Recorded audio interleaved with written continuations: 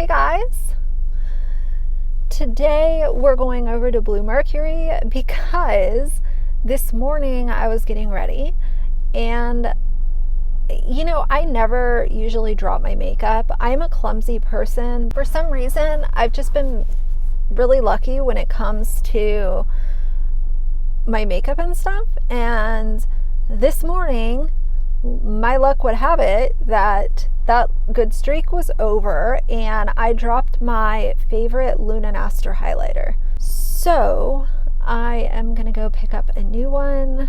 I love that highlighter so much. It's the Superstar highlighter. It's so pretty and great, all skin tones. It's very sheer and just pretty, so I don't feel like it's too metallic or too pigmented or anything like that. I was super sad about that this morning. So either way, so you guys will have to tell me. I can probably also kind of gauge it for myself, but with this new car, is the sound better? Is it less, kind of like you hear the engine and you hear all of the noises? Is it better? Or, I feel like it has to be a little bit better. This car is so much more quiet than my old car, but I would love to know. So I was thinking about buying that new Fenty corrector that came out. I was like, you know what? I'm going to buy that corrector. I'm going to compare it to the Becca corrector.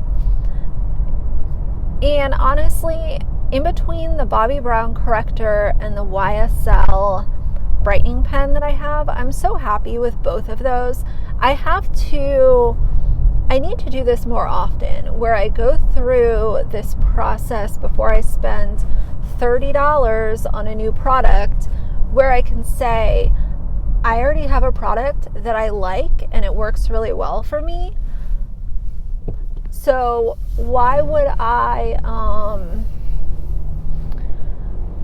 realize that trying new products is fun sometimes, but if I have a product that I like and enjoy, there's really no need to consistently be buying new products, at least not in my opinion. And on top of it, you guys know, I'd rather tell you guys what not to buy than what to buy. I would much rather do that.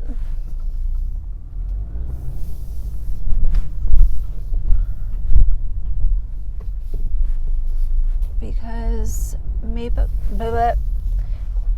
is not cheap. And if I can save you guys some money, then that's what I'm gonna do. All right, so let's go to Bluemercury and see if they have my highlighter. I'm back. Fix my jacket. So, horrible experience at Bluemercury. I have been shopping at Bluemercury for ages, since I was able to shop there. Call it early 20s. And I am very familiar with the panini that's, been pestering us for over a year now. And when I go into these stores, I don't touch the testers, because it's a known rule by now that when you go to Ulta, Sephora, wherever, you can't touch the testers. Everybody knows the rules. And I noticed this woman, I've never seen her in there before. And as soon as I walked in, she very aggressively told me that I wasn't allowed to touch the testers. And I said, okay. And, I kept looking around. And then she was kind of hounding me. I know how sales works. I realize it's very hard for people who work off commission, because I've been in that position before. She was really hounding me about, what am I looking for? What am I interested in? And I'm the type of person, when I go into a store, I know what I'm looking for and I'm good, but I'll be polite about it, And I was like, oh, I'm just looking right now. I'm good. And then I noticed her watching me very closely. And so I went to where the Laura Mercier displays are, And you know, some of those displays, how you have to like pull out a drawer to look at the products that are in the drawer? Well, that's what happened with Laura Mercier. And I was looking for the Matte Radiance Baked Powder because I was like, you know what? Maybe I'll grab an extra while I'm in here because my bronzer is, you know, over halfway done now. And as soon as I opened that drawer, she came popping around the corner and was staring at me. She didn't say a word, but I knew exactly what she was there for. And I said, I know I'm not touching any of the testers. I just wanted to see what was in the drawer. And the smirk and the attitude that she gave me was, you know, a lot of times you don't have to say a lot of words to feel someone's emotions. And that's exactly what I felt with her. She had already snapped at me when I walked in. Then she was hassling me, you know, about what do I want to buy, all of that. And then as soon as I open that drawer, she comes like rushing over around the corner to see if I'm touching the testers. I did not buy my Lunaster highlighter. I will go to a different Bluemercury to purchase it because I will not give someone sales commission if you're going to be rude, you know, invasive, whatever she was being.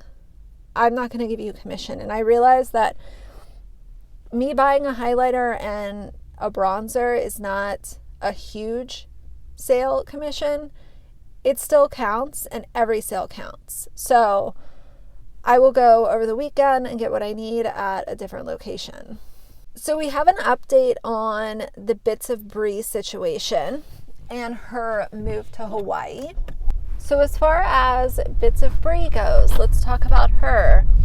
Y'all know that I will always correct myself when I have something wrong. And that's why, you know, I never came and said, she's absolutely not moving to Hawaii. This is a full out, you know, stunt, like whatever. I said, based on the information that's available, based on what I know, and based on my thinking, I do not think that this is a move to Hawaii. That was my personal opinion based on the info that was available at the time. Well, she posted on her Instagram story that they have bought a house in Hawaii, and I just wanted to take this opportunity to say congrats. I think that's great for them. Now, the thing that I find even more interesting about this whole situation is that if your subscribers and other viewers on YouTube think so easily that you picking up and moving to Hawaii was a lie, I think that that says more about her integrity and her track record on YouTube than it does about anything else. Because most trustworthy YouTubers, you say you're moving and your subscribers are excited, they're happy for you. There's no, oh, maybe she's lying. However, when it comes to a lot of family vloggers and mommy vloggers, there is a history of half-truths, lies exposed, and just questions overall. And I believe that that's why when she all of a sudden picked up and said, we're moving to Hawaii, there were so many questions surrounding this whole situation. So my assumption was wrong, and I have no problem saying that. The second half of that is I do believe that it opens an interesting conversation as far as the integrity and trust of a lot of these family vloggers. The other thing that she decided to plug is her shitty YouTube course. Now, I have a whole video on the YouTube course. The problem with these YouTubers doing classes is that you go and read these testimonials and you will see that people are saying that the course is amazing but they don't have the results to prove that it was worth $1,000. I'll link that other video down below because I went over her testimonials and then compared it to what those people's YouTube channels, the performance, what was it doing? Did the class give them the secrets to grow their platforms? No, it didn't. And that's the problem. So she is plugging that course again. And, you know, I guess my question is, y'all know me, I'm always worried about the dog. Where's the dog? Is the dog moving to Hawaii? Are they going to ship him there? When is he arriving? Are they letting a family member keep their dog? Because if they're allowing a family member to keep their dog, then you are not good dog owners, in my opinion.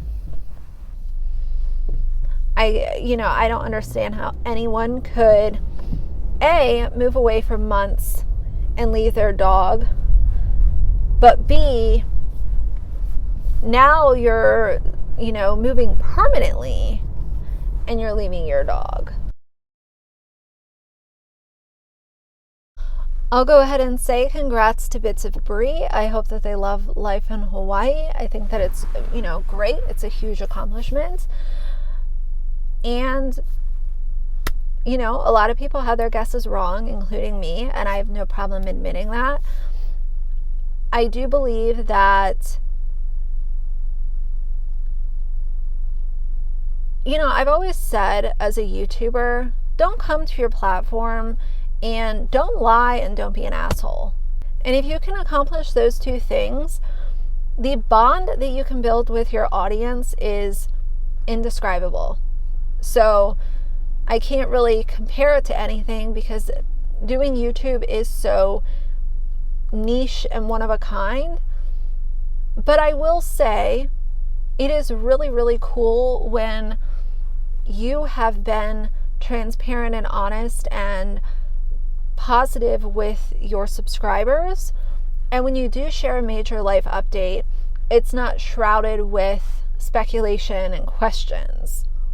So I did want to give that little update in this video, and I know a couple of you guys asked me what I thought of it and stuff, and I think it's great, good. That's awesome for her, and I will always correct myself if I guess something wrong or if I speculate to something that's incorrect. I will tell you guys what the end result is. So I would say good for her, but don't take her shitty YouTube course. You don't need a course.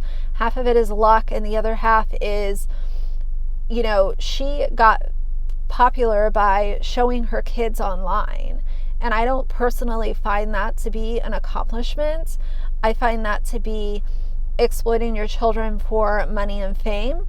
And if it wasn't for your kids, your platform would not be what it is today. So that's not your accomplishment. That is your kids being cute, and chances are a lot of weird people watching your videos, watching your birth vlogs, all this stuff that they put up on their channels. So it's not me, myself, and I building a platform. It's let me show you all of these things that should be kept private, and I'm going to make a whole lot of money off of it. So the last thing I will say, I'm going to throw her little Instagram story in right here so you guys can watch it, and then I'll check in with you guys. But it's really cool to see just where everybody who was on that trip is now and just how much success everyone has seen. Like, I feel like I have all the feels today because I'm just feeling so incredibly grateful for YouTube today. And obviously, like, getting to share our news and like moving our family to Hawaii, like none of this would be possible if it were not for you and YouTube and this community. And so I'm just so appreciative, and that's why so many of you I know have like asked, please teach the YouTube master course again, because I just want to be able to share, how YouTube brought so many blessings into my life with you, in case you want to, if you feel called to do a YouTube channel too.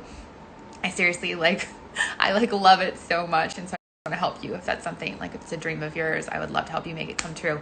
So I'll have my course linked here because I'm teaching it with 6 live Q&As in May. I don't know when I'm gonna be able to do this again, and obviously like this summer now is going to be nuts, so make sure you join before it's too late. Welcome to Bad Lighting. So that's what Brie had to say, and you know, that's where we're at right now. I'm sure that she will do a ton of content around her house in Hawaii, but let's stop congratulating parents for exploiting their kids online for money and fame and acting like they are these almighty creators. Most of the content that's on these family vlogging channels is boring. It's shit quality, it's repetitive, it's clickbait, and it heavily involves kids that can't consent to being online. So either way, if you like the video, please leave a like and a comment. And if you'd like to see more from me in the future, please subscribe. I'll see you guys soon. Bye.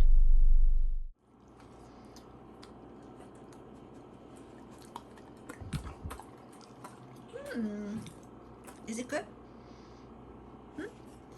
Is it good? Good boy. I love you. You can have one more.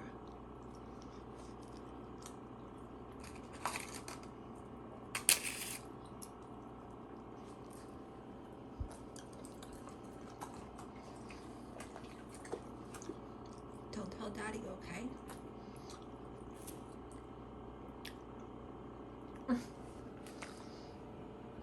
I love you. You're a good boy.